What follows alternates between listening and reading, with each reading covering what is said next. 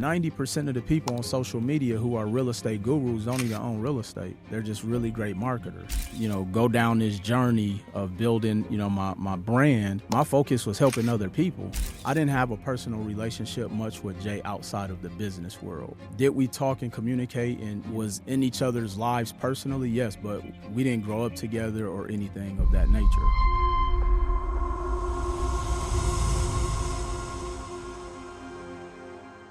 Welcome back to the Double Down Podcast. I'm your host, DeAndre Woodson. And if you're ready to stop playing small and start building the empire you were meant for, you're in exactly the right place. My guest today is Mr. Will Roundtree, a renowned entrepreneur and financial expert. He's the CEO of We Management Services and specializes in credit optimization, business funding, and real estate investment. He's also a 3-time best-selling author. So buckle up and lock in because we're about to double down on your success. Man, thank you so much for sitting with me. I truly appreciate it. Pleasure's all mine, man. Thank you. I'm so excited this one, the audience, to be able to sit down with him. And I know exactly the message that he is going to deliver to somebody today. If you come into it with an open mind, you're going to leave with something incredibly valuable to be able to change your life today. So get ready for it. Take your notes. Hit the notification button and save it if you need to and come back to it because I'm going to ask questions for y'all, just so you know that. And you can bring the hard questions. Let's do it. I first want to start off with another accomplishment. You've helped thousands of people become 6-figure earners, and you've made at least a dozen millionaires. Absolutely. Having that type of direct impact on so many different people's lives, that has to be fulfilling. Can you speak on that? First, I think that's really what pushes me more than my own personal success. Ooh. I remember I heard a quote by Jim Rohn years ago that said, if you help people get what they want, you'll be blessed beyond measures. And so when I had an opportunity to go down this journey of building, my brand, my focus was helping other people. And a lot of the times people never believe that. But when they go back and look where my journey started I started in 2005, but when I started doing credit seriously, my first 5 years, I didn't make any money. And I can remember I would have clients and I would do house calls to go and actually sit down and sit with it, whether it was a family or a couple or whatever, and do credit, analysis and showing them. Because when I first initially started doing credit repair, I was just working with realtors to help their clients get into homes. And I wasn't even charging. And so, but it was just me kind of building my chops. And I've always had a heart and desire for helping people first, because I always tell people I had an unfair advantage of being an entrepreneur because I started in network marketing in 2003. And in network marketing, I always tell people the level of personal development you gain from that, I personally recommend if a person had an opportunity to go to either business school or join network marketing, I would take network marketing 10 out of 10 times because it gives you that practical knowledge. Gotcha. You're going to learn rejection. You're going to learn how to take a no. You're going to learn that your family isn't going to support you. You're going to learn all of the things that you go into business thinking that's going to happen. You're going to learn that it's not a A to Z. It's a A to C to back to A, and you might get to F, and then you may go beyond. You go behind A, and so you learn that in network marketing. And so my focus was always to help other people first, because I knew in return that was going to be the quickest way for me to build my brand. Because if I help you, you're going to tell 5 people. Absolutely. So helping individuals was important for me, because I can remember early in my entrepreneurship journey, I didn't get that help. Yeah. I was a number to people. Okay. And I tell people all the time, I'm never trying to get rich off one client. That's never been my focus. And it's not going to happen. Because plus it's a fallacy. You know what I'm saying? Right. You can't get rich off one client. And I never tied my bills to a client. I think that's another thing that people do. They're like, oh man, I got to make this my rent. So I'm going to charge DeAndre X amount of dollars so that my rent can get and so I did my best to remove emotions out of my journey so that way I can operate with integrity. Gotcha. I wanted to ask you, you spoke a little bit about your journey when you started, but what inspired you to start your journey in real estate investing? And then what were some of the different challenges that you ran into? It's interesting because my answer used to be different. Okay. And one day I got to thinking, and I was talking with my mom. This was probably about 5-6 years ago. And in 2004, my grandfather tried to give me 45 houses.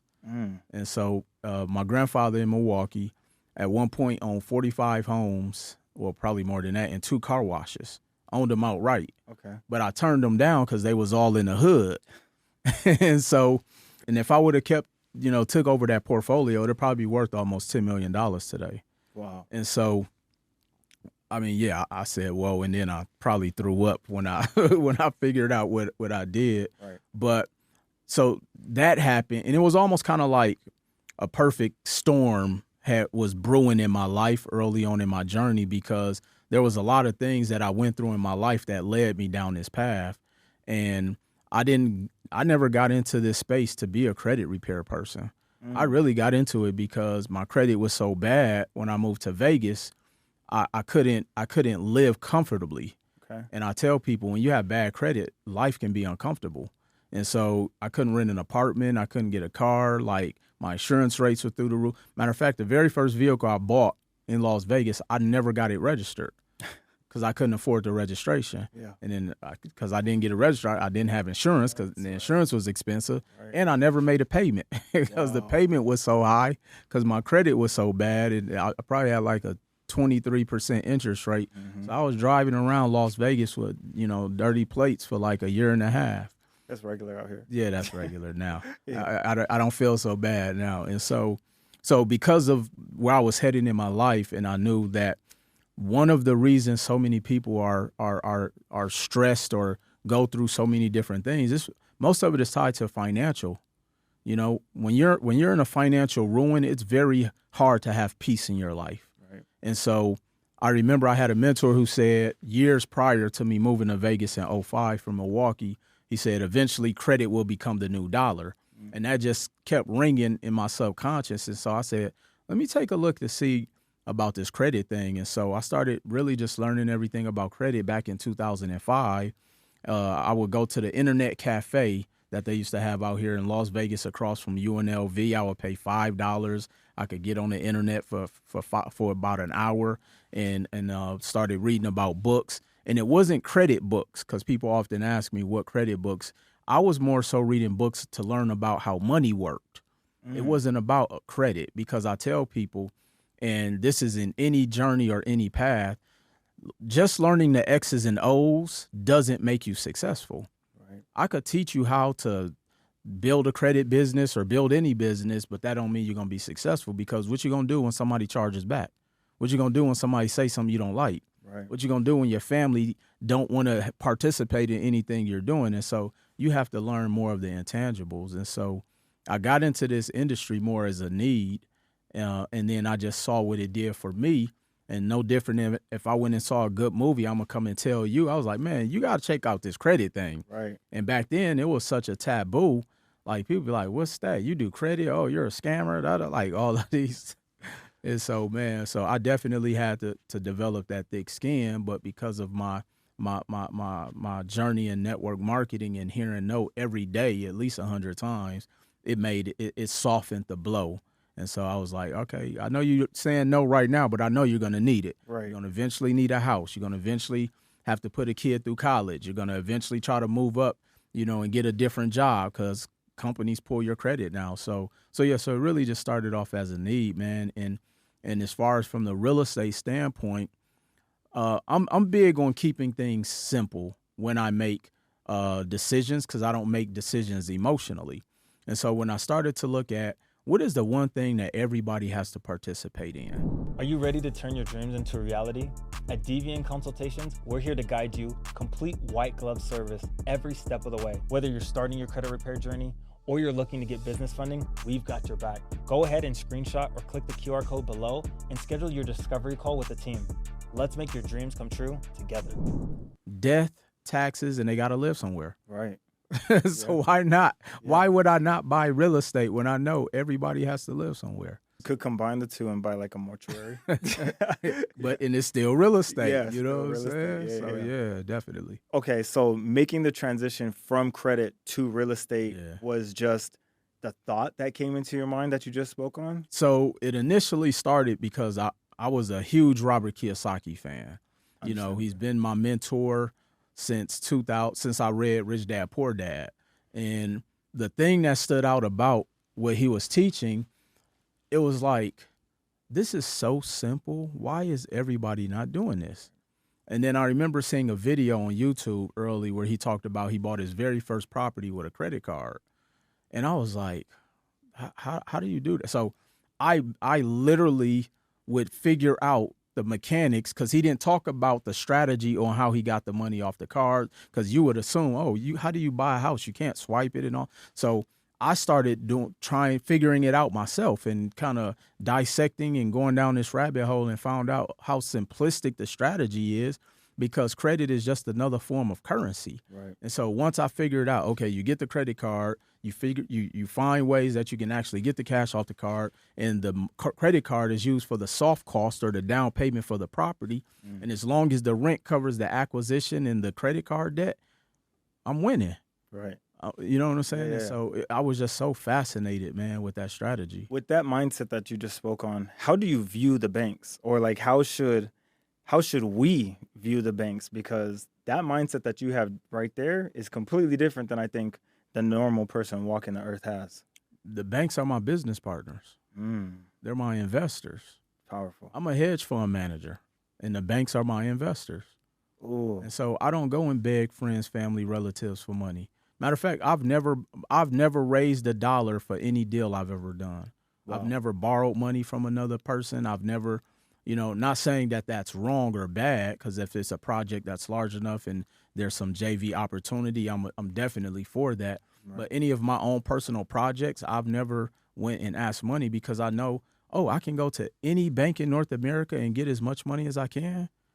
Why would I not play this game? Right. But I think the reason so many people don't view the bank as their allies is because they've made enemies with the banks by abusing their banking relationships. Running off. And so, they run off with the plug, Yep. And so I've never looked at the banks like that, because here's the thing I've learned, and I have a lot of friends who are in the banking industry now just because of, the tenure I've had in this space.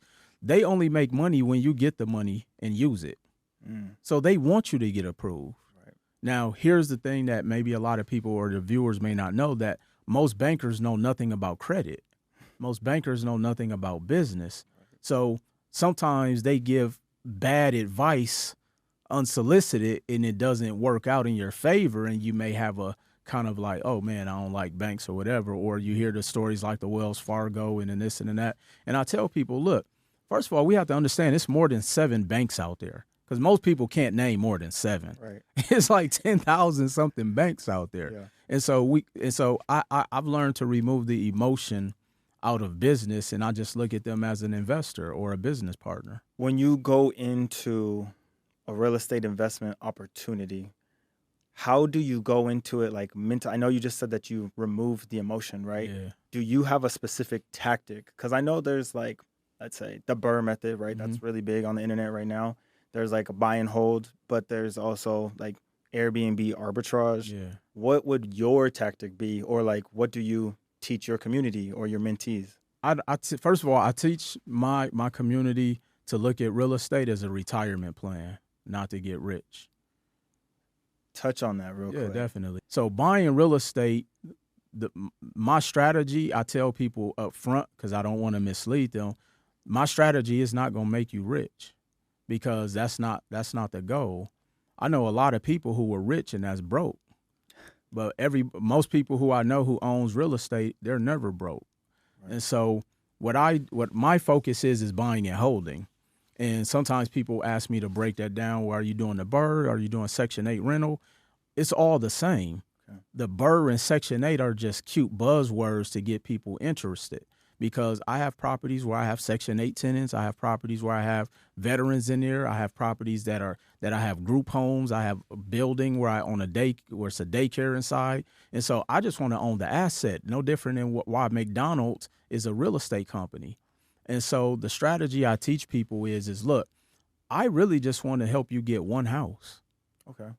And I say it that way because If I tell you, oh, I'm going to help you get 100 homes the next 12 months, that's so unrealistic, or for that person to fathom, because this person is just now coming out of financial ruin.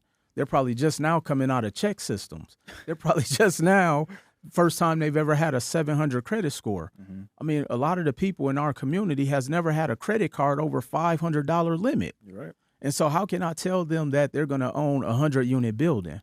And so I'm saying, look, let me just show you how to stabilize your finances and get one house. Well, one house, you'll be in the top 5 net worth earners in especially in the Black community, but even in North America, most net worth as far as in a Black community is the average is $44,000. Wow. I hope you get one investment property, even if that property costs $100,000 to $150,000, you're in the top 1%. And so the thing is that I'm showing people from a more their lens mm-hmm. of how to build real estate. And my strategy is also buying and holding. I don't put a BRRRR name on it or Section 8. And the reason I like buying and hold is because, one, if I help you just get one house and you in as long as you hold that property, it's going to increase, right, no matter what happens in the economy. 2, at any point in time, if you ever find yourself in a financial jam, you can borrow against that property tax free. And then thirdly, I have what's called my buy box. I typically only educate or talk to people to buy homes that are sub $150,000 and below, because the barrier of entry is a lot easier. And I only focus on turnkey properties because I don't want you being a brand new investor going to do a real estate project, because you're going to lose your shirt. So if I could mitigate your risk, ensure you get a return on your, just seeing a return, or what we call the velocity of money, within the first 30 to 60 days, meaning you're going to get your first rental check because it's a turnkey property. And I can ensure that that property services all the debt where nothing is coming out of your pocket, then you won. Yeah. So all I'm doing is showing people how to mitigate their risk, get their first property. And once you do it once, the process is simple from there. So I heard it, $150 all in, plus $150,000 plus turnkey. So we're talking about middle of America. Absolutely. Yeah. Or how many people are important in, like, let's say one deal, like a project manager, like a contractor, a lender? How many people through and through do you know that are like important in any real estate deal, if it's for an investor or? Absolutely. So one of the things that I teach is I teach you how to have an A team. Ooh, I call it my real estate A team. Yeah. And so it starts with having an investor-friendly realtor. Over 70% of realtors don't work with investors. And so a lot of the times I see people get in bad deals because a realtor sold them the property based off of the realtor's needs, not the investor needs. Right. And so when you work with an investor-friendly realtor, I have a certain buy box that they know not to bring me a deal that doesn't fit that criteria. So you got to have an investor-friendly realtor. Next, you got to have a great property manager. Great property manager. Okay. The property management that's the glue. This is why 95% of my mentees or people within my community, they don't even live in the state in which the property is at. Wow. Matter of fact, most of them have never seen the property up front, because one of the next people is on the A team is a home inspector. Okay. That home inspector is going to be your second eyes and ears to the realtor, and they're going to go in and look at it from a structural side where we make sure that there's no major problems from the roofing, the electrical, plumbing, HVAC, and foundation. Because if those things are issues, we already know is going to be a heavy lift financially down the line. Or if there are some of those problems, even cosmetically, we can use that as leverage to go in and beat the seller down on a price point. So, I mean, I had a building that they had on the market for $500,000. I was able to get them down to about $433,000. Wow. And at purchase, at close, the building was worth over $680,000. So I got into that deal with almost over $200,000 in equity, yeah. But it was because I had a home inspector who I can go back to the seller and say, hey, look, if you don't fix these things, you can't sell this property, or you can either come down on the price or you got to pay to fix it. They didn't have the money to make the repairs. And so you got your realtor, your home inspector, your property manager. The property manager typically is going to have the contractors. The realtor is typically going to have the inspector. You want to have a lender who can do commercial deals, because I only teach my community to put the deals under a business. We don't put them under our personal name. Okay. And then you want to have a title company, a closing attorney, and those are pretty much the bulk of your A-team. And I show people how to vet them out. I have scripts where I have questions, like a questionnaire, where I teach you what questions to ask to determine if you want to hire this property manager, what questions you want to ask to determine if you want to hire this contractor.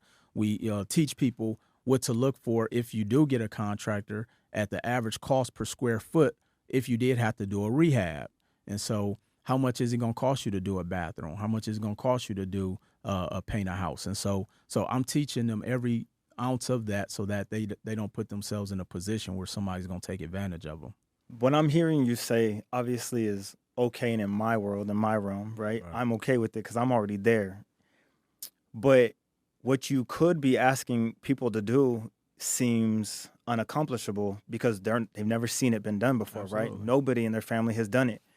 So how important is mindset going into or working with these individuals, or just on the front end having a conversation? Because getting them, like you said, from the initial conversation to getting them to understand they're going to go buy a property they've never seen. Plus, I don't live in the state.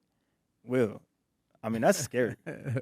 Yeah, no, it definitely is. So in my community, we won't even work with you until we make sure that mindset has been shifted a little bit. And so I have this thing where I say it's my 4-step Roundtree methodology that I teach. Okay. Number 1 is mindset, 2 is understanding credit, 3 is understanding the cost of money, and 4 is asset building. And so I already know most of the time when you're working with someone brand new, and I'm sure you've come across this, you're working with someone who's coming in with different levels of consideration of things that they've learned outside of what your ideology is. And most of the time that information is inaccurate, you know? And so I have to have them have almost like a update new data in their mind for them to even understand, first of all, what is real estate? Yep. Because when people hear real estate, they automatically assume millionaire or mogul or, you know, whoever the big names that they want to name that they associate with that. And I tell people, look, 90% of the people on social media who are real estate gurus don't even own real estate. They're just really great marketers. And there's nothing wrong with that. Right. So let me show you what's real about real estate. You're gonna deal with tenant problems. You might get sued. Your house gonna catch fire. They might and so I'm gonna tell you everything bad that's gonna happen up front. Power first. Yeah. And then you can decide if you want to continue to go down this path. Because here's the reality. If you decide not to go down this path with me, no matter what you do in business, you're still gonna go through all those things. People gonna steal from you. Your merchant gonna get shut. Like everything. Yeah. Okay. Speaking about that, so would you rather, if you were talking to someone, or let's just say if you started all over again, would you say start a business, or you buying real estate? If I started over again, really, I would buy real estate first because I'm not a gambler, but I believe in hedging my money. Okay. And so the way for me to hedge my money, let's say I go buy I buy an investment property first. All right. I already know off top, for me to start a business, I'm going to need money. Right. And so I can, borrow money against the property, and that's going to be my cheapest money. Because if I go get a line of credit, depending on what the terms are, I may be in at whether it's a prime plus whatever, or it's a 17, 23% rate. Right. Versus if I borrow against the property, I can borrow at a 7% rate over 30 years. So now I've shrunk my debt servicing on how much it's going to cost me to pay the debt back against for me to start this business. So now I'm not in a place of desperation trying to get customers and even just trying to figure out how to even run this business, because 9 times out of 10, they have zero experience. Right. And so they go get the credit card, the 0% interest run out. They've borrowed $40,000 at a 27% interest rate. And now they can't even afford to pay that back because they still got to pay their regular bills. Yep. So I would rather borrow against the real estate because let's just say for whatever reason something did go bad, I could at least sell the property to pay off all my debt. And or the property is going to continue to appreciate. So in another 2 years, I can borrow from this property again. So all I'm doing is hedging my money. So this way it puts me in a position to where I'm not at the helms of making sure I can get a credit card, or I'm scrambling trying to find a 0% interest, because a lot of the times, once you get a 0% interest card, you can't go back and get it at 0% again. No. But at real estate, if the rate is at 6%, I can always borrow at 6%. So all I'm doing is I play a game. I play business mathematically. I make all my decisions based off of numbers. That's how I hear it. So that's why I would always buy real estate before I start a business first. As you literally were speaking, I understood how you were able to say, I take the emotion out of it. Yeah. Because you look, the way that you're explaining it, you break every single thing down by numbers. So how can there be emotion? Well, not only that, it mitigates my loss. Going back to a person who may be new to real estate, and they're like, oh, Will, why would I buy? I live in New York. And I'm like, look, let me just show you the math, because numbers don't lie. Matter of fact, I don't even want you to listen to Will Roundtree. Let's just get the numbers. Right. All right, let's go online. Let's go find a property. Okay, boom. The property costs $100,000. At $100,000 at a 7.2% interest rate, you're looking at a mortgage payment on the 80% of the acquisition is going to be $547. After that's $547 a month. Right. After taxes, insurance, property management, let's just say, and then the money you use for the down payment, because for every $100,000 you only need $2,500 down.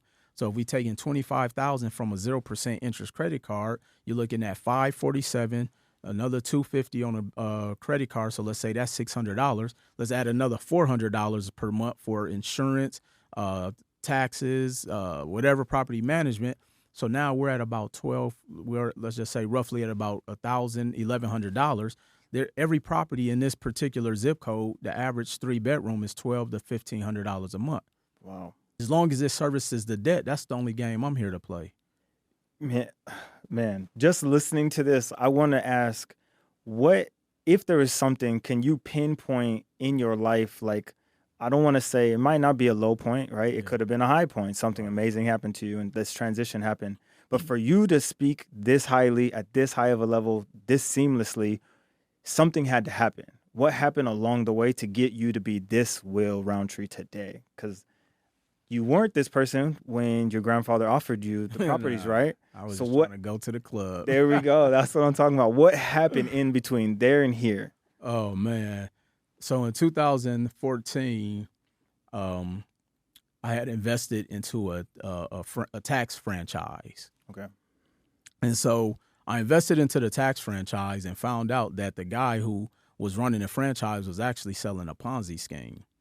And at the time, I was working a job. I was making decent money. I had a family, mortgage, bills, all of this stuff that the American dream said I should have.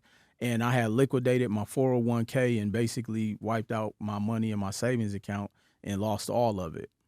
And as I look back, I didn't even blame him 100%, even though he took my money. Yeah. And I actually ended up being sued civilly. I mean, I lost everything. It was really bad.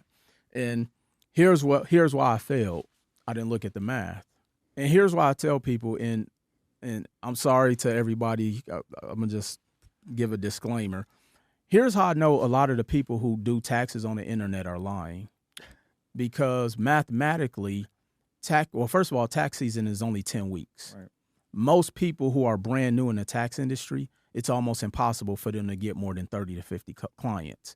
Because most of the time, the people that you know are going to be the first ones to do business with you, and they may bring one or two people. Because it's very hard for me to convince you to come do your taxes with my guy, especially if they've been doing a decent job. Right. And so when I see people who are saying, oh, the tax industry made me rich and this and that, most of the time, the only way you can make a lot of money doing personal taxes is you're committing fraud on their tax return. Mm-hmm. And so if I would have known that going into that industry and knowing that the way it was sold to me, that it would have never been able to service all of my debt, I would have never did that business. Wow.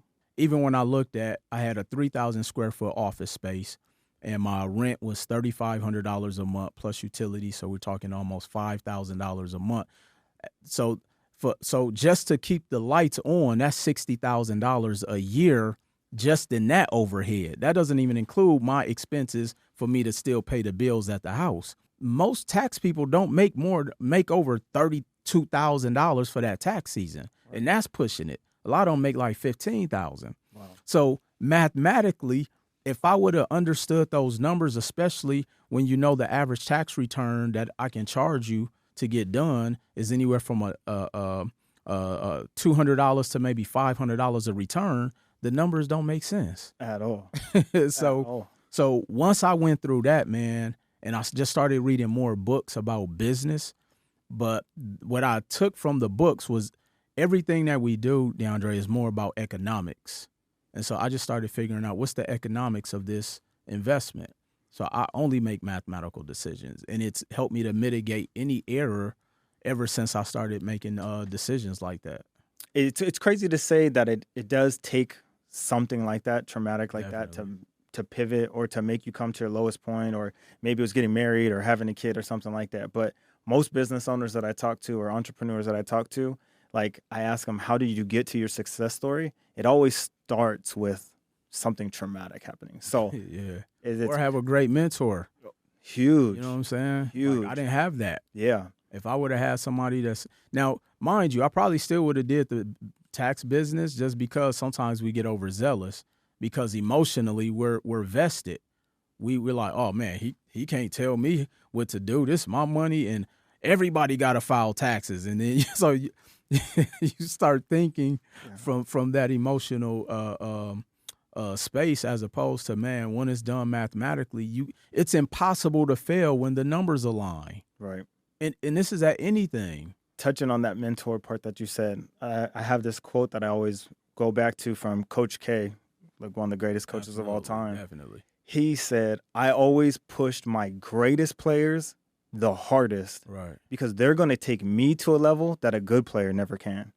And to hear that from the greatest coach of all time, Right. it shifted my mindset where I was like, he can have mentors, he can follow, do you know what I mean? But all these men look up to him as the leader.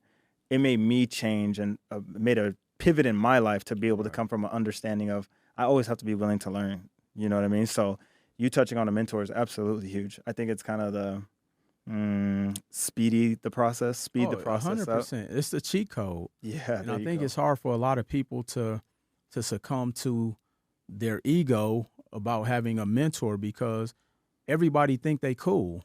And when you think you cool, you don't listen to nobody. Right. You know what I'm saying? Yeah. And so that's one thing that, man, I told myself I never want to be in a position where I think I know everything. Because knowing everything always kept me poor. It's a bad place to be. I was the poorest when I knew everything. Yeah. You know? One of my best friends literally says it takes the same amount of brain power to think big and dream big as it does to think small and dream small. You're absolutely right. Like, get into rooms, change your environment. And I hope people do understand this. Like, changing your environment doesn't mean you have to move across the country. Right, absolutely not. Changing the people that you associate with, or just like on a Tuesday night, find a free networking event. Just get around different thinkers, right? And it'll make you look at life completely differently. Because I remember when I got into this credit space, it was kind of like, I remember explaining to my wife, I was like, babe, we haven't even been living in the real world. Like, the glasses were taken off of me, and I felt like I was living in the Matrix before, because it's being a business owner and thinking about a different world. It's a different world. Yeah. It's amazing. And I wish more people in our community could get there and come to grip and be where we're at right now. But it's not for everybody at all. It's not. And the thing I had to learn early is that's okay. Yeah. Because we care so much about our people, our immediate family, our day ones. Like, we care so much about them, and we find ourselves trying to drag them into these rooms and across the finish line.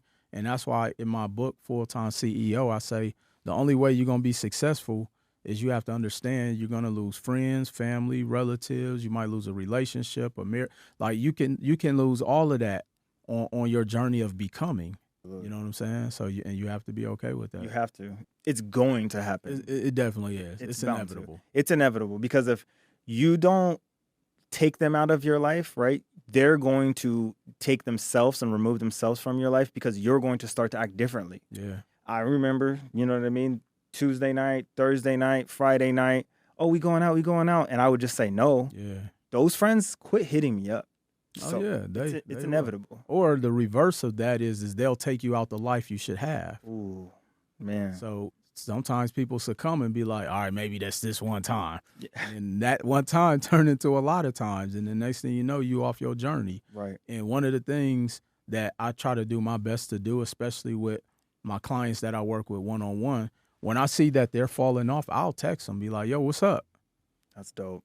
What's up? I actually posted a message on one of my socials where I showed the exchange, and he was just like, man, I appreciate that. Because I also understand in our real life, nobody asks us how we're doing.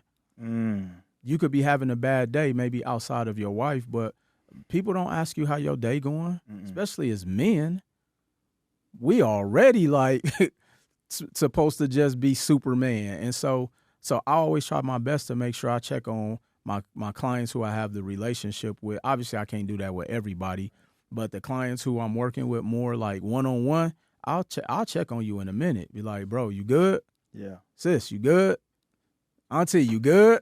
Unc, you good? So, because, man, and you'd be surprised what it does for them. Absolutely. They're like, man, I was having a bad day and I didn't know how to come out of it. And I'm like, yo, I need you to hop on this call. We about to have a webinar. Or, hey, schedule a Zoom. Let me see where your head is at. And it'll really become a therapy session. Absolutely. And that's the thing, I think, what makes a great mentor, because I tell people all the time, your mentor is not there to make you wealthy. They can't. The mentor is there to hold you accountable. They're there to push you through, turmoil, and they're there sometimes to just listen to you. Because when I found myself just listening to the client, like anytime I have a brand new call, the first thing I do is I say, okay, what's your end goal? And then I say, okay, what is the expectation you're looking to get from working with me? Because you're going to find out that most of the expectation they have is them trying to get over their emotions that they can't get to that next level. And so but that's why that personal development of the mentor is so important. That's why we have to continue to sharpen our axe. Absolutely. I love the fact of what you said.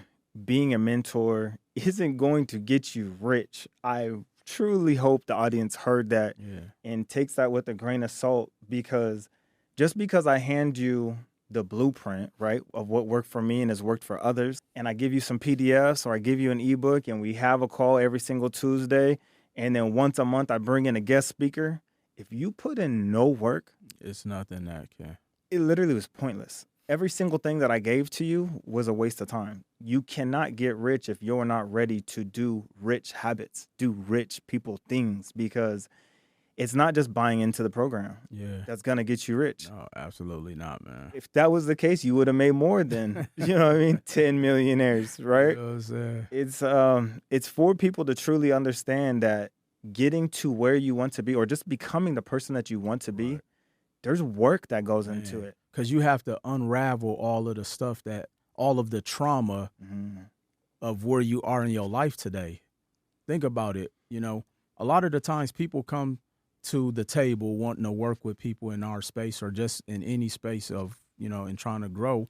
And they already think that they're not going to make it as soon as they come to the table. They don't tell you that. And the reason I know, because first of all, they hesitated to pay you. When you're sure of something, like, you want to see Chris Brown, you're paying. You're doing a VIP. You're trying to get the snug and hug. You're doing the whole package. You don't hesitate when you're confident. Right. You know what I'm saying? And so a person is already coming to the table with the notion like, oh, this might not work. And I tell people, no, it's not a matter of if I can't help you. It's a matter of if you're ready to be helped. Because a lot of the times people aren't where they need to be mentally in order to be helped. I heard you one time say something that I think it was along these lines of, we weren't ever taught how to learn. Yeah. Could you, I don't want to butcher that. Yeah, that's the quote. Can you touch on that and kind of speak on it again in case the audience didn't hear what I got to hear and this is their first time? Yeah, man, you really did some homework, man. Yeah, try. So a lot of people, most people haven't been taught how to learn. And essentially what that means is that the reason it's so hard for a lot of people to be successful at anything, not even just trying to be an entrepreneur, a lot of people don't even learn anything in school. We're just memorizing facts. But we haven't learned. Right. This is why when you get out of college, they ask you to have experience because they don't even care about the information you had to memorize. You know what I'm saying? And so, so we haven't been taught how to learn because here's what happens. Have you ever been on any of my lives and you notice when I get to a word, I'll break out the definition. I say, okay, let's look up the word purpose. Yep. Let's look up the word counterintention. Right. Because when people are attempting to learn, when they get to a word they don't understand, they shut down. Absolutely. And that's how why a lot of people have issues. And even in children, the teachers, or they'll get diagnosed with having, an issue or some type of learning disability, or it could just be that nobody has taken the time to help them to understand what it is that they're trying to learn. Mm-hmm. And the teachers don't know that because they haven't been trained. They just been trained sometimes to just work with children under the subject matter of what they're teaching, but they're not figuring out that little Johnny doesn't understand what that word means. We're just assuming he should because he's in the 4th grade. And so as adults, when you join my real estate course, I'm going to assume you know what LTV means. Right. I'm going to assume you know what DSCR means. Mm-hmm. I'm going to assume you know what 0% interest means. People don't. No idea. And so we have to, a lot, and I don't do this to like belittle people. I literally teach like I'm talking to 8th graders. All my books were written at an 8th grade level because that's the highest level that most people can comprehend even as an adult. This is why the TV show Are You Smarter Than a 5th Grader is difficult for adults. So you wrote at that basic level intentionally. Absolutely. For the masses to be able to digest what you're trying to get across. Because why have finances always been boring for people? They don't understand what they're talking about. Wow. They don't understand it. That's huge. Even the word real estate is scary to people. I have to say, no, just somewhere that you live. You're right. You have to simplify it at that level, man. Yeah. Yeah, and so I have to teach. It's almost like I put the medicine in the food. So I'm teaching my community how to learn. And that's why I tell anybody, my community will run circles around some Fortune 500 people. When I heard that, I just want to let you know, like when I did hear you say that statement, it made me look at myself and then look at my team because I knew that I was actually doing exactly what you said. Yeah. I was hiring people for a position because I had the expectation that they were already great at it. So when I gave them a task, I expected it to be at the most highest quality. At your quality. Exactly. Because you said that you can do this, right? Video editor or whatever it is, right? Photographer. And then this is the expectation. Especially if you want to come into an interview and like, oh, I've worked with A, B, C, and D. Yeah. I'm thinking I'm getting the greatest. So when you fall short of that, now you're frustrated. I'm mad at you. Yeah. But I actually had to look at myself because I saw that and I was like, oh, wow, like I did set them up for failure. I didn't even ask them, can you accomplish this for me? I just gave them the task. I was like, cool, it's off my plate. Right. Let me keep it moving. You know what I mean? We look at titles. Exactly. As opposed to duties. Right. And so even in my trainings, man, like we have something like I got to make sure that you're had it for the job. So if you come in as like my operations manager, that could be anything. Right. You know what I'm saying? That could be picking up my dry cleaning. Mm-hmm. And so I have to make sure that I specify in my operating manual everything to the T what it is that I expect of you. So now once you've been trained and once you understand, now I can reprimand you properly. But I can't get mad if I didn't give you the opportunity to even know, because your viewpoint of an operations manager could be different from mine because the place you were at could have been running like a circus. Right. So yeah, man, but that's how we also treat people. We meet somebody and we're assuming that they supposed to know what we're accustomed to. No, this is how I like my food. I like my food hot. Yeah. I don't like it sub cold. But you mad at the person because they gave you a cold plate because that's how they like to eat their food. Right. And so we have to learn how to even just have that level of communication with just each other, man. I want to take a turn and just pivot back. So going back into real estate for the people that are interested in, that are listening and came to this for this, taking on debt, right, is a really favorite things to do. and because of you, I'm the exact same way. Like, right. when I break it down for my friends and family members and I tell them I'm going to buy this, I'm going to buy this, I'm going to buy this and this, they panic and shrink into their turtle shell. And then they want to whisper behind my back, you hear what he doing? He broke, he did it. They have no idea, right? They can't see the bigger picture. Can you speak onto not only leveraging debt correctly, but how should we view it? It's an optical lens, right? Yeah. You need to look at it differently. Can you break it down and speak to what is debt and then how you should look at it and then use it as a tool? That's obviously the name of the game. Absolutely. Yeah. So when I get the naysayers like that, and y'all know who y'all are, the first thing I say is, why'd you pay to go to school? My mom told me I had to, or I had to join the Army. And so, and that was a rhetorical question. No, you good. But to your point, that definitely is the case. Right. And so when a person's like, well, I went to college so I can have a better life, I'm like, oh, so that was an investment. Right. You know that's debt, right? How much of that debt is making you money? So then I say, okay, let's go to the Department of Education and look at the average lifetime earnings per educational level. Well, not Will Roundtree's numbers. Right. Per the Department of Education, right, the average person's lifetime earnings, which means over the course of 40 years, with a bachelor's degree is about $1.6 million. That's like $37,000 a year. Wow. So you mean to tell me you spent $200,000 to get $37,000 a year? But your lifestyle is $40,000 a year? When I could have went and bought a property for $200,000 a year. It appreciates in value. It pays me forever. And then I can borrow against it tax-free, and it mitigates my tax liability, because most people will never become successful because they pay too much in taxes. Mm-hmm. I don't care if you make $500,000 or $8 million a year. If you're at a 35+% tax bracket, Uncle Sam is taking all of your money eventually. Mm-hmm. Whereas I own real estate, well, my businesses, because Will Roundtree doesn't own it, and I'm able to depreciate that. Like, real estate is the only thing that you can depreciate and borrow against the full appreciated value of.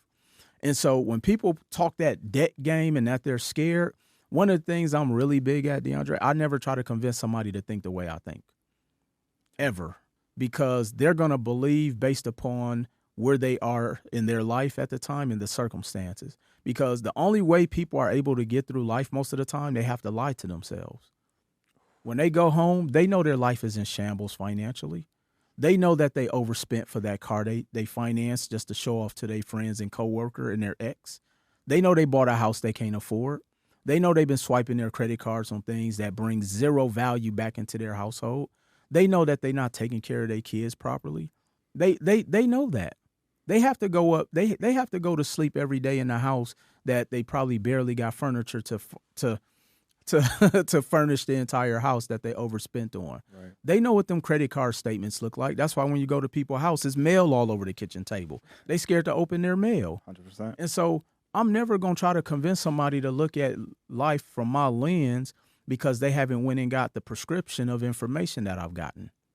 Only thing I could do is just give them information and data, because the data is data. You know, it's no different than why last year Apple spent $73 billion on research and development. Is data. Mm-hmm. It's the same reason why McDonald's spends over $40 billion on information, so they make sure they don't open up a location in a vegan neighborhood. So if a person wants to have that debate with me, which I'll speak with them, respectfully, all I'm going to do is give them data. I'm not going to say anything about Will Roundtree. Wow. And I say, go to the Department of Education. Go here. I'm like, you have $20,000 of credit card debt on Starbucks and junk food. And you're hey, and you're asking me why I got why I'm gonna take $20,000 and go buy this house that you're probably gonna ask to rent from me. Mm-hmm. But they could get a Stanley Cup with those Starbucks rewards. Look, so I love talking that debt game, but it also goes back because we haven't been taught how to learn about debt. And I tell people, once you understand the different debt structures, you have structured debt, unstructured debt, and restructured debt. Okay. Unstructured debt is the debt that people get into, which is typically consumer debt.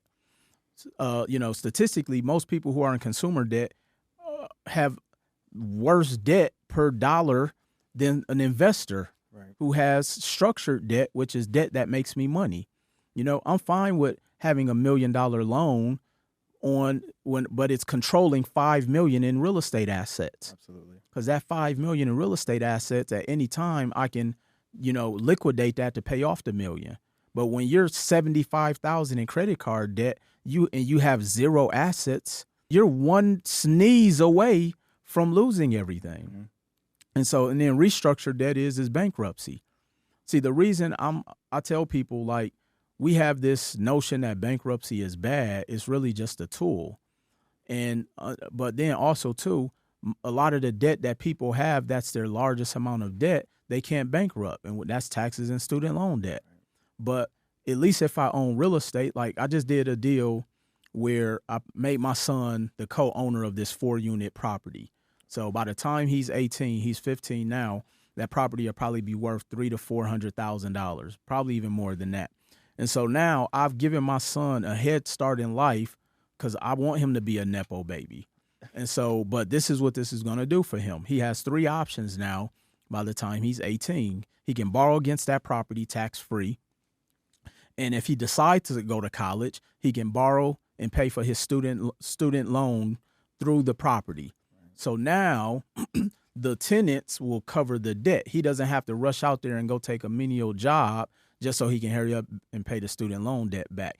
And for whatever reason, let's say life goes haywire and he needs to bankrupt, he can at least get rid of that debt because it's tied to the property. It's not tied in federal student loan debt. 2, if he wants to start a business, he can borrow against the property. Again, tax-free. And thirdly, if he decides to get married and have a family one day, he now has money for his down payment for his first home.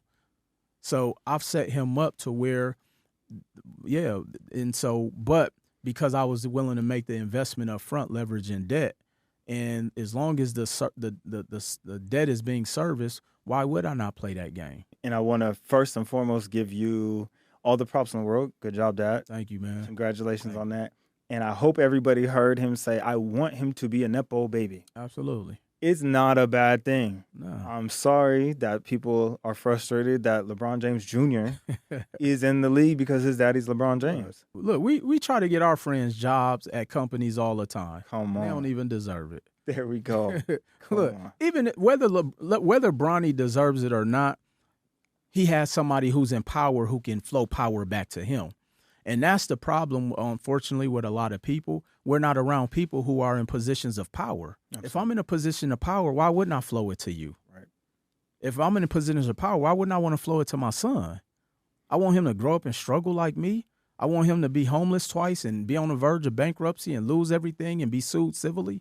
Now, he may still go through those things, but he's not going to start in a deficit. He'll be able to go. He can start adulthood at least in a positive. And so, yeah, absolutely. I'm a huge component of that, man. In not only being able to be around people that can put you into position, when you do get that opportunity, take the opportunity. There's so many people that I know that don't even want the helping hand or kind of want to have this thing, entitlement. I think you touched on it earlier. It was ego. Yeah. And you have to destroy that to be able to get ahead. There's so much more power in working together because you have a different type of access or a different type of information that I still need to learn. But if I can partner up with you, I get another head start. It's just like having a mentor. It's being able to, destroy the ego, especially for men. I know that we really struggle with that. But coming together and teaming up makes like the not the Teenage Mutant, Power Rangers. Yeah. When they come together and they make that Megazord, you can't stop them. Unstoppable. Well, I think, unfortunately, especially in a black community, because we've normalized trauma and poverty, it's almost like a badge of honor of who grew up the poorest. Right. Oh, I bet you ain't never had a syrup sandwich. Oh, I bet you never had government cheese. It's like we validate being in financial ruin. And we got to get out of that, man. Like, I heard something the other day where I think Dame, when he was on a Breakfast Center Club, he said, would you rather catch a Rico or would you rather have a repo? Right. Give me the repo. Absolutely. I don't want to go to jail. You know what I'm saying? Why would I want to subject myself to that? Because you're going to lose everything. Right. At least if I get a repo, I could go get another car the next year. Absolutely. And I still have my freedom. What's going around right? You know what I'm Whoop-dee-doo. Yeah. No. For real, man. I'm No, sorry. give me the repo. I'm sorry. My friends sent me that whoop-dee-doo, and I was like, I'm not a part of that. Right. Yeah, man. No, man. I'm sorry. I just don't get down like that. I'm with you. And I don't champion poverty. Not at all. You know what I'm saying? No. I'll never brag about how rough I grew up. You know what I'm saying? Yeah. Even though my parents didn't have everything financially, the one thing that they were rich in is making sure that we had a roof over our head. I want to ask now just for your advice, and I mean it in the perspective of first-time real estate investor. Definitely. Could you give three of your favorite, or no, not even three. Could you give three things that they should be aware that is going to happen without a shadow of a doubt, good or bad? What's going to happen from being a first-time real estate investor? First-time investor, that's a really good question. One is that you are going to have to learn how to deal with people. You don't think about that when you get into real estate. You don't think about that. I think people don't even think about that when they want to get into business of making money. You're going to have to learn how to deal with people. Right. And when I hear people brag about or champion being a petty person, like unless you have 50-cent money, you can't be petty. Because first of all, you can't afford the lawsuits that 50 Cent that he may get. And not that I know 50 Cent is being sued, but yeah, you're gonna have to learn how to deal with people. And I remember when I first started reading the book Think and Grow Rich, it talked about many people can have a business, but to have a company, you got to know how to deal with people. And it's a big difference of having a business versus a company. And most people don't even know the difference between that. Ladies and gentlemen, having an LLC is a business, okay? My son has an LLC.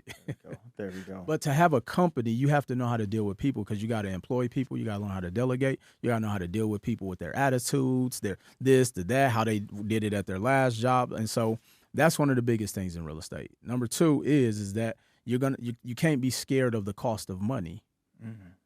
If a contractor says it's going to be X, Y, Z for you to replace your, water heater, that's the cost. Yeah. Now, can you get it cheaper? Possibly. But if you wait in 2 months, then you done missed 2 months worth of rent. So you got to understand sometimes the cost of money. Right. And that goes back to why in my 4-step Roundtree methodology, step number 3 is understanding the cost of money. Because unfortunately, a lot of us that come from the neighborhoods we come from, we have not been taught about the cost of money. We've only been taught to go make money. And so we don't understand that if you borrow money at this dollar amount and it costs this much to pay it back, and all you have to do is find something that can cover the cost of all of that, then you understand that cost of money. But we'll get upset. Like, somebody be like, well, why would I make an investment for that and it's going to cost me $10,000? I'm like, no, that's not what it costs you. Not at all. Because it's also making you X amount of dollars, and that $10,000 only costs you $150, but you're making $300. You know what I'm saying? So understand you're gonna have to understand the cost of money. And number 3 would probably be is that it's not gonna make you rich. I'm always gonna preference that because, we've heard the Airbnb stories and people becoming but the veil is starting to come off that almost everybody who was the Airbnb king and queen, they don't have nothing. Mm-hmm. And they're gone. All of y'all owned the properties. They didn't even own them. Y'all was buying them, and their names was their name was just either on the lease or the title. Yeah, sublease. Yeah, and so yeah, man, and that's the thing, man. And we talked a little bit off air why I do things differently is because here's the thing that I've come to the reality of, because it used to sometimes be like, dang, like, why do people do it this way or think that way? And I come to the realization is that everything is about marketing. You know what I'm saying? When you're trying to date a girl, you're marketing yourself like you know what I'm saying? Like, yeah baby, I got, but when she start to find the real you, then she's like, or vice versa. The woman, she's marketing herself to the guy. When you're at a job interview, you're marketing to that company on why they should hire you. And so when you're trying to attract clients, people got to market themselves to attract the people. Who you market to is also going to be a representation of what you're going to have to deal with. And that's why you see the veil coming off of so many people who use that type of strategy for marketing, and they're losing their dignity, they're losing their pride, and people are coming after them because you have to be able to uphold a certain image for people to think that you still that billionaire that you told them you were. Right. You know what I'm saying? You know how hard it is to stay a billionaire? Mm-hmm. I tell people it's hard to stay a millionaire. Right. Because January 1st, it starts from zero. Hard. Hard. And because most people have to go out and find new people to believe in their story, and eventually that story starts to shrink because you done took advantage of the first crop of people who help you make $1 million. Right. And so now, guess what? You got to go find another industry. And then once you burn out that industry, then you find something else to attach to. And then once that burn out, then you go find a person to attach to. Right. Whereas I tell people, man, I've been doing the exact same thing for the past 10 years. While we're here, if you don't want to obviously talk about it, I completely understand. But while we're kind of in this moment of changing out of the industries, right?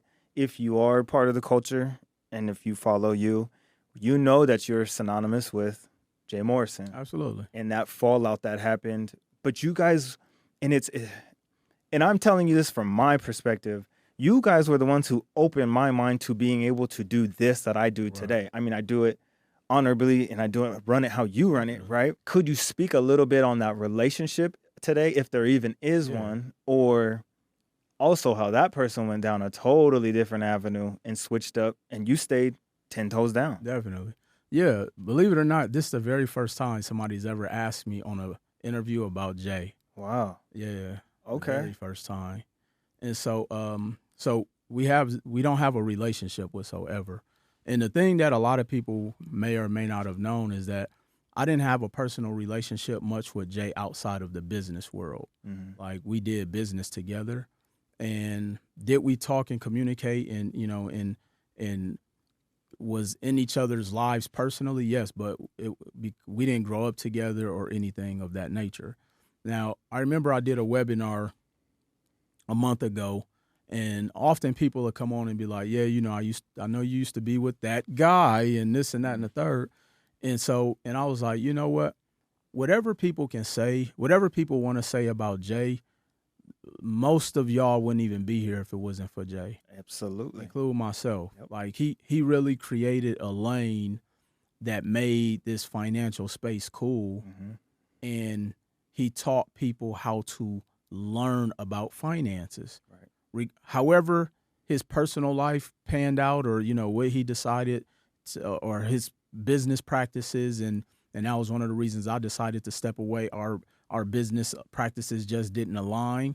And then, unfortunately, you know, I just started to outgrow the way that that we were doing business. But at the end of the day, people still got to give him some level of props, because people wouldn't be making content talking about credit if it wasn't for a lot of what he did. Mm-hmm. And then when I look back at like what the both of us did together, we were the first. There would be none of these people would be around if they hadn't come through our programs. And trust me, I still have the receipts of all of the people who done bought my programs and bought my courses. I know the top, you know, credit gurus who were who were at my corner classes. I know the top Toro guys who bought my first Toro course in 2018 before people even knew what Toro was, because we was doing it in Vegas in 26. So it was like, so I know all of this stuff. And so, again, however people feel about him personally, I don't keep up with him. We don't even follow each other, so I don't know what he has going on. And I know there's some things that people wasn't satisfied with, you know, which I choose don't speak on because I don't have all of the details. Right. But at the end of the day, I still had to make sure that Will Roundtree was good. But here's what I also will say.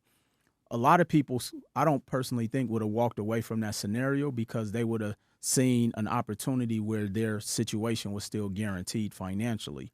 And so I literally took a gamble on myself to be able to walk away from that situation despite the turmoil, and make sure that I go out there and continue to just build my own brand. Because, again, my whole thing really is I was really trying to educate people. That's all I was attempting to do at the end of the day. You hit it on the head, because I'll yell this from the mountaintops. You guys were my OGs in this space, getting into this space and finding out it's cool, literally. Yeah. You know what I mean? Because you guys doing it on the corner, you know what I mean, with a whiteboard and people sitting in the grass, literally in 300 people outside on. on Madison Ave in Pulaski, or Pulaski Ave in Madison in Chicago, or we're in Philly Houston, off of Broad Street. We're in Houston in the one of the wards. We're in Milwaukee off 60th and Fond du Lac. We were in the hoods of the hoods, right, in Baltimore and LA and all of these, and we're outside, and so what we did was we brought the corporate side of understanding the mechanics of the things that we needed to understand about credit and real estate and finances to the streets, and then we spoke the vernacular that people could understand. And so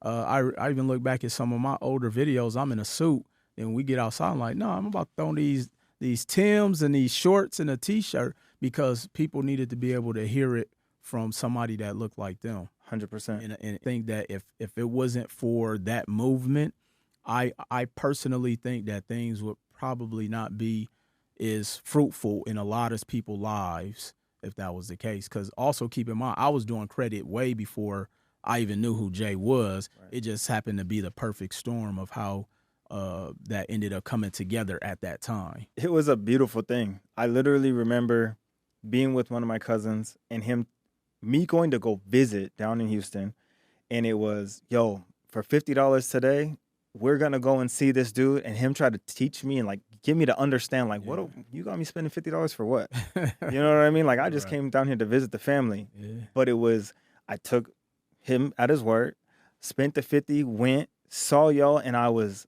blown away because I've never heard this before. Definitely. I remember us both going back to the family member's house and trying to have the same conversation of like what we learned for that day. No one not only didn't understand, they didn't even believe us that what we were saying is true. I already know. I knew you guys were teaching something, right, that was just, and it's crazy, it's just on the other side, right, of your entire life changing. But yeah, you guys were the OGs in the space, and especially, like you said, to a lot of people that are dominating the space now, I seen them.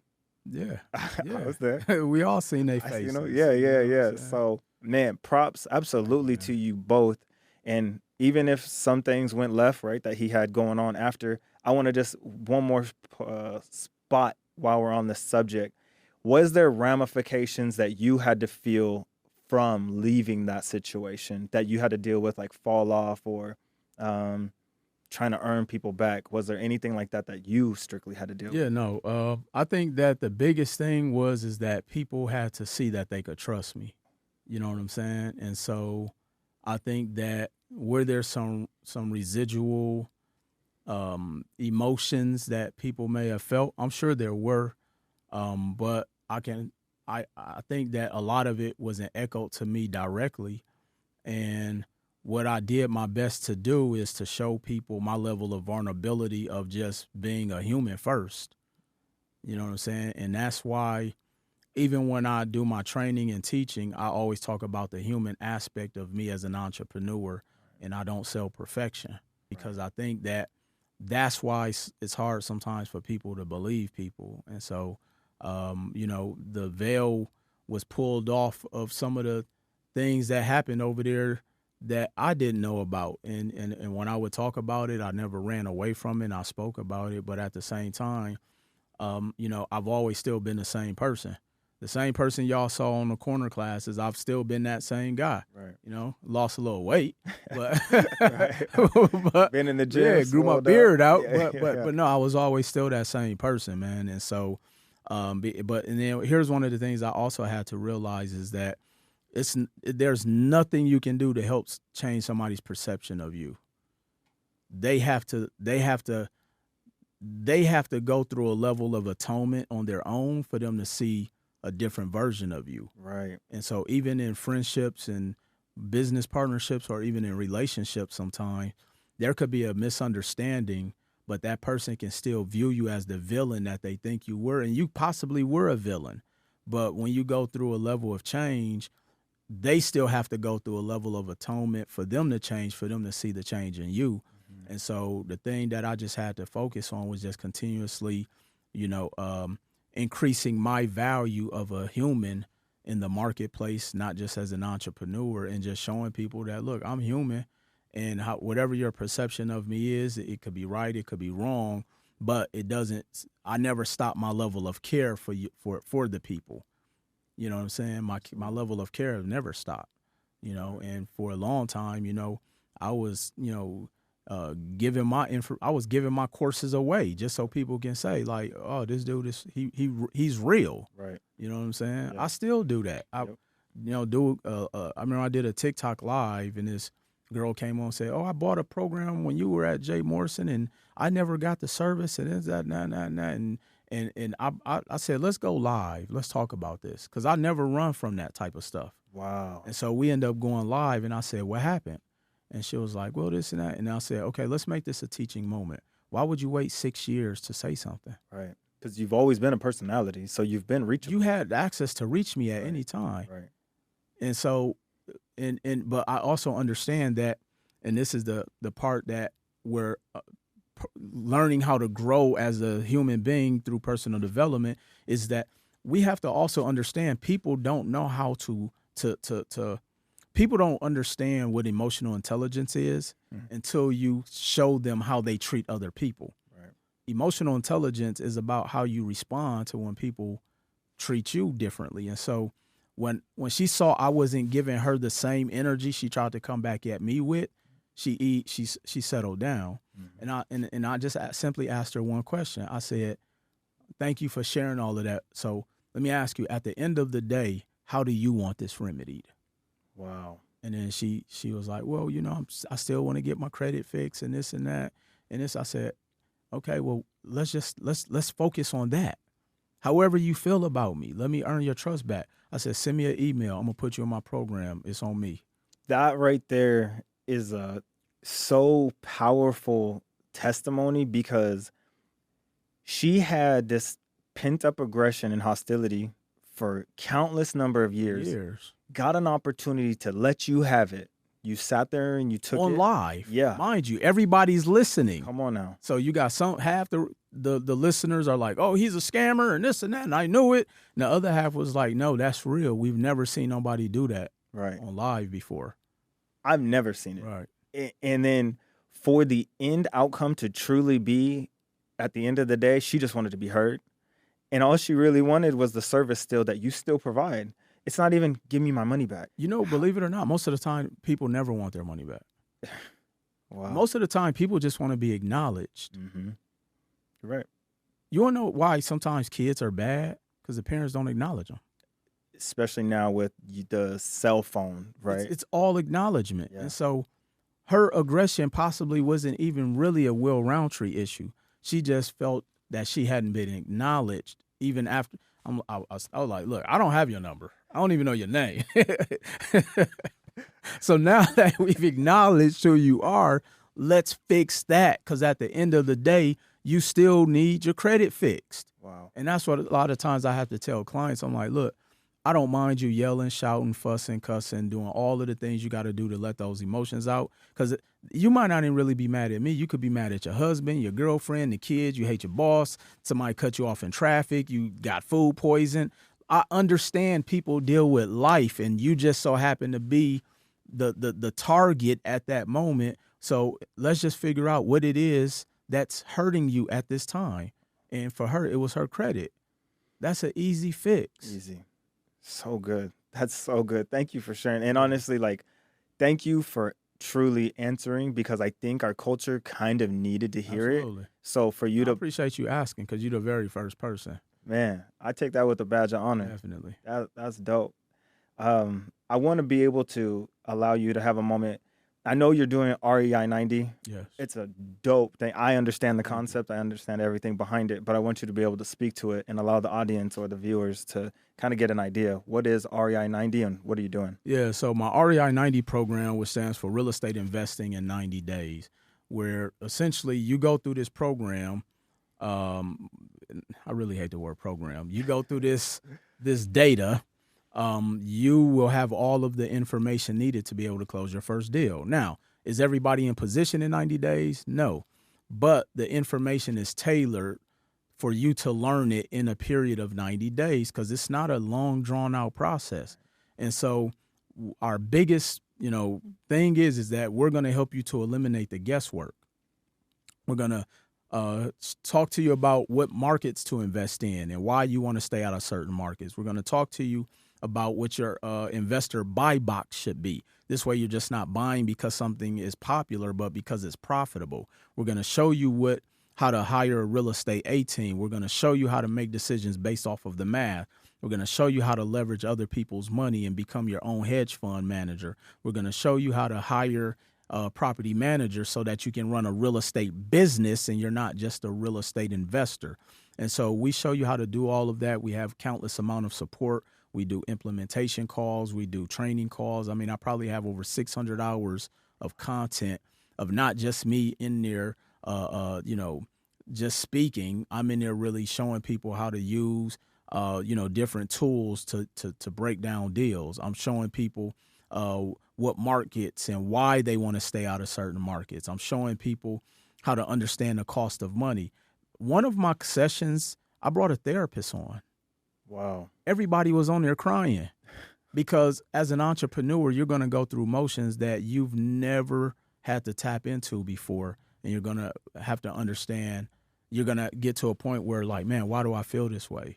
Or how do I overcome this? Or how do I deal with this? And I brought on my personal therapist, and she came on and did a live session for the group. And to this day, I get people who join and go back and watch that session and like, man, Will, I was in tears and I wasn't even on there live. And I'm talking about grown, burly man, 6'5", like, because I got a couple athletes inside my community. And it's like, man, like, Will, thank you. Because they was like, man, you care about all aspects of us and not just trying to sell us.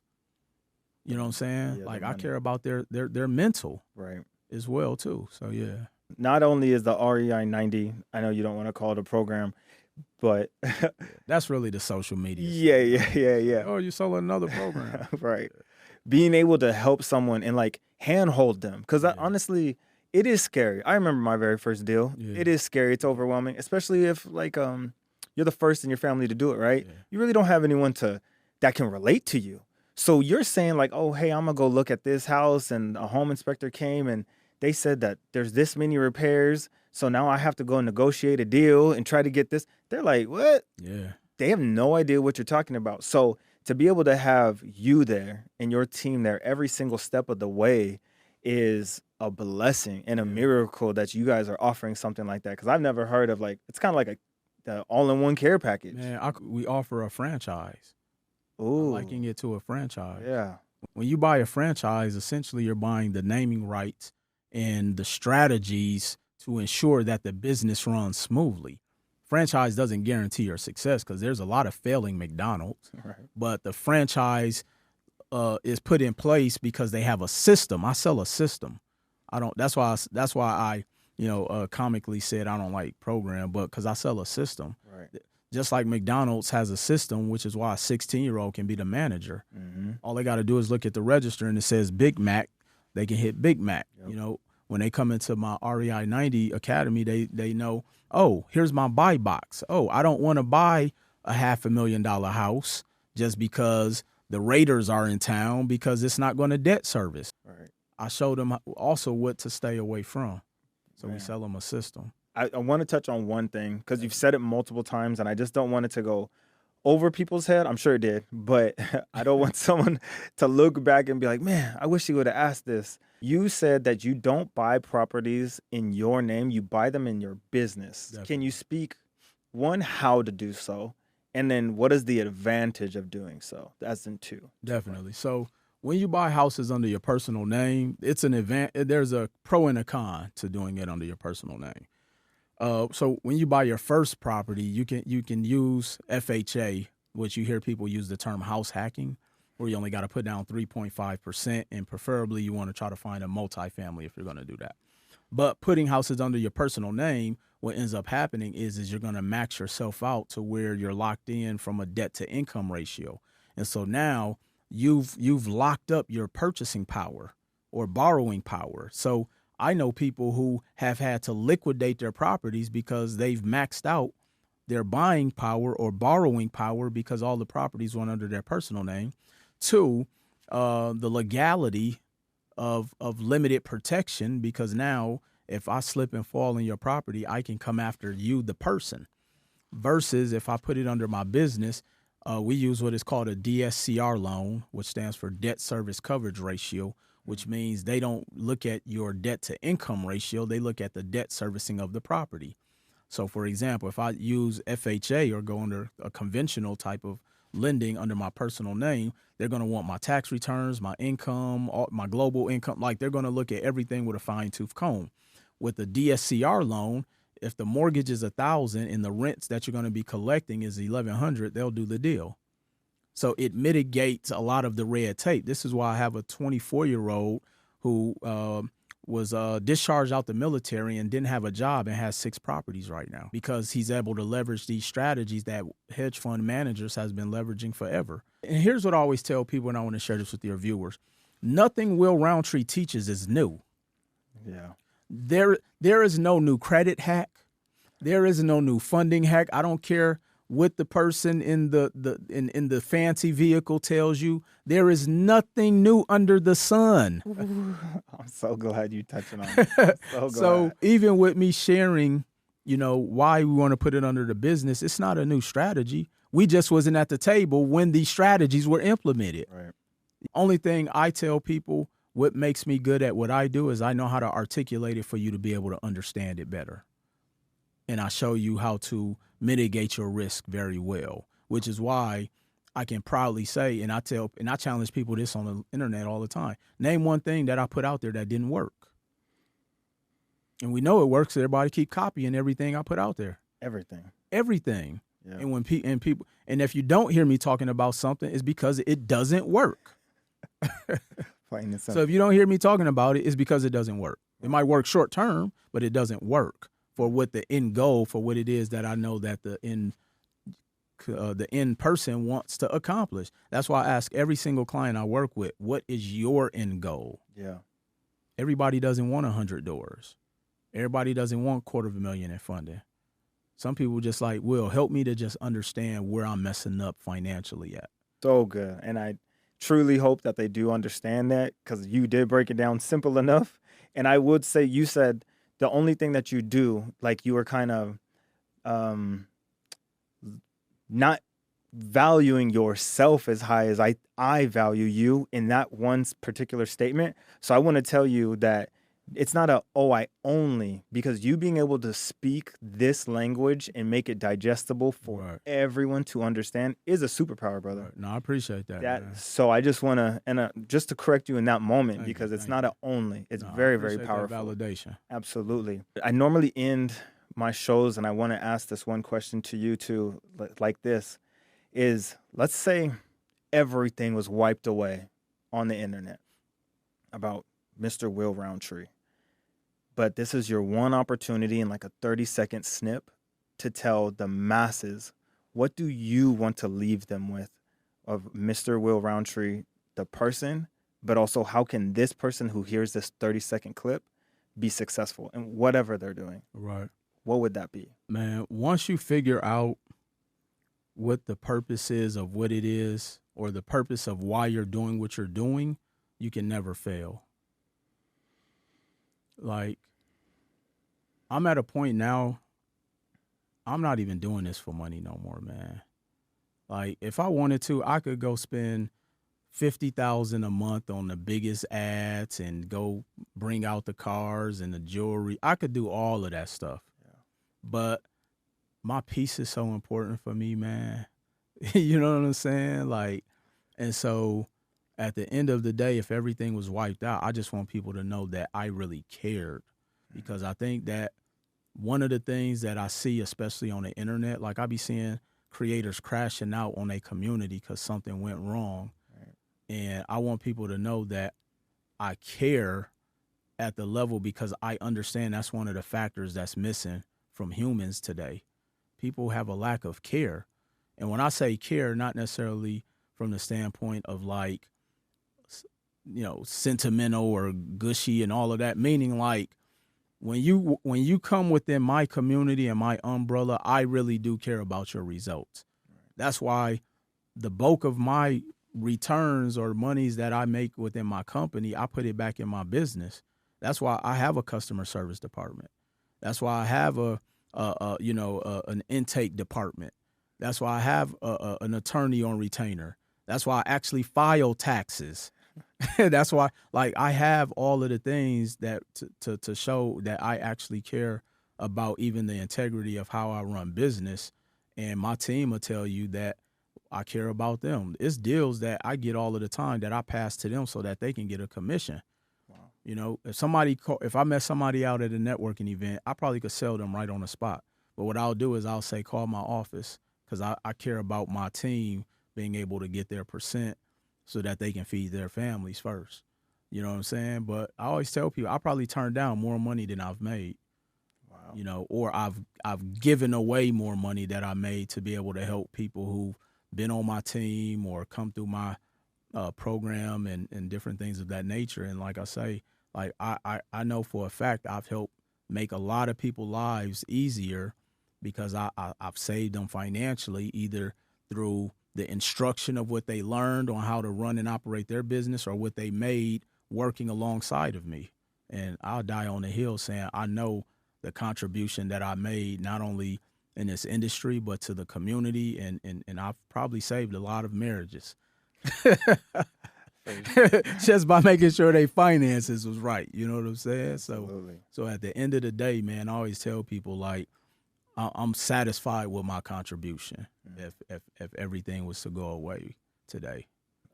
It's been an absolute pleasure sitting with you today. It was all mine. We can absolutely do this again because I can have these conversations with you all day long. But please go ahead and let the people know how they can find you, get a hold of you, and possibly work with you and your team. Yeah, so you can go find me across all social media platforms at Mr. Will Roundtree. That is MrWillRoundtree. Most of the time I actually do. I'm the one that's responding. Send me a direct message. Of course, you can go buy my books. You can Google me, all that stuff, and we respond. We my team and I, we do a good job at responding, and I appreciate you, for putting this on and just making this an enjoyable interview and doing your homework. Yeah. Because I tell people all the time, like, I don't want to do a show where I'm just talking about credit all the time. Like, I want people to see I'm human too. Yeah. You know what I'm saying? That's what I honestly try to do. I'm glad that you touched on it. I appreciate you giving me my appreciation because this is why I wanted to start the podcast. Yeah. There's so many people that I want to have conversations with, and I feel like they're not actually having a conversation with anybody. It's all so surface level. Yeah, man. So that's why I started this. I was like, I'm going to bring people into my world, my element. I'm going to let them talk about their expertise. But there's stuff I want to know. Yeah, man. I don't want to talk about the top 5 credit cards all the time. Nah. Like, go Google that. Exactly. Yeah. And half the time, the top 5 they telling you is because they get a kickback. Absolutely. So it's just like, no, like, I just want to. I enjoy being able to go on pods and radios and stuff to be able to show the human element and to really just give people some real information. Like, I'm not a carbon copy of nobody because I'm 101. Right. I'm the copy for most people. Straight up. I'm the carbon for most people. So, yeah. I hope that you guys were able to take something from it. I know I absolutely did. And I just, again, want to give you all your flowers in the world because you really did shift this whole culture and this wave for a lot of people. And if no one else has told you, I want to make sure that you know. That means a lot, flowers, bro. Man. That means a lot. Thank you. Absolutely. Yeah. So you guys know I always want to let you guys have empowerment every single time I sign off. So never forget to double down on yourself, double down on your dreams and your aspirations, and just go all in. If nobody else is on your side, you're on your side. That's today's episode.